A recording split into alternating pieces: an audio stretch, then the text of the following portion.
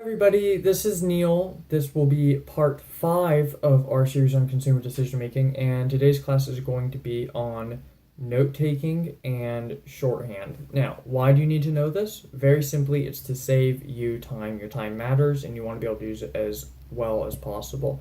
So, being able to take good notes and also being able to write in shorthand, preferably, will make better use of your time when you're trying to record information because you'll be recording it more efficiently. And since we're in a competition, being able to use your time as well as possible is extremely important because you don't have a lot of it.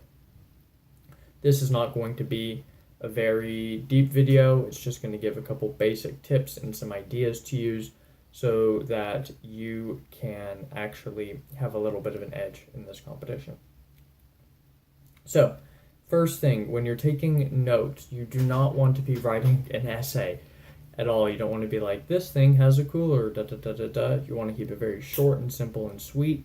So one word is really what you want to be keeping it down to. Maybe two if it's a very complex idea, but really just like one word.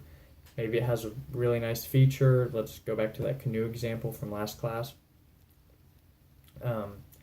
Instead of writing down it has X, that Y, Z dimensions, da da da, you could just stick something down like cooler. This thing has a cooler. And you just keep it very short and simple and sweet. As well as that, if it's a more complex idea and you need to figure out a better way to write it down, bring pictograms back. Pictograms are great. The Egyptians used them. You just take a picture and use the picture as an idea. So maybe if something's really good, smiley face or a thumbs up. If maybe it's something like it has more paddles than you need to, you could just write a little paddle as a sign. You get the idea where you just have something to remind you and jog your memory of what your point was. Because this is during a competition, while it's short, at most, you only need to remember this information probably 5 minutes from when you wrote it for the judging. And if it's an oral reasons category, you're just going to need to be able to bring it back to your memory in the next hour or two. So it doesn't have to be something where you can you do not need to be able to understand this 6 months from now. So it doesn't matter if you wouldn't be able to get it from 6 months from now, as long as it's just enough to jog your memory in the moment. Now, for the actual writing itself, very just basic shorthand. Cut all the vowels out of your words. They're not necessary.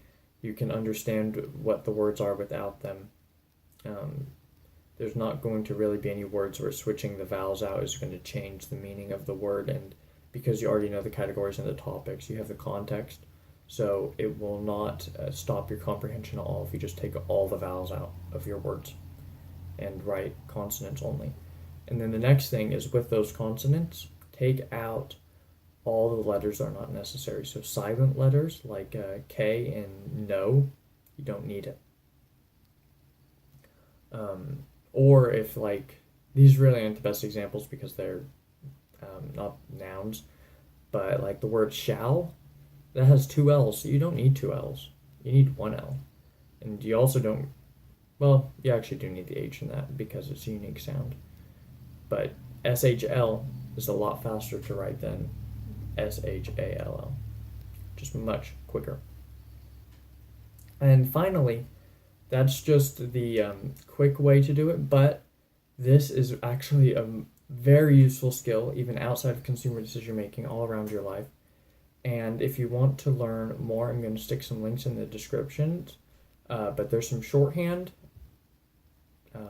types that could be used that are up to 10 times faster than your normal handwriting. And if you compare that to cursive only gives you maybe 10% speed boost. So much, much better. And there's also some other alphabets that, if you're willing to learn, will, one, make your writing faster, but they also have advantages over shorthand in the terms of that you don't need the context to actually understand the meaning. So there's also that. And then the third thing is that because not a lot of people know phonetic alphabets and things of that nature, it actually will give you another level of privacy on your information. I mean, if someone wanted to figure it out, they could, but it would be more difficult. So that's all for now. I hope this helped, and have a good day. Bye.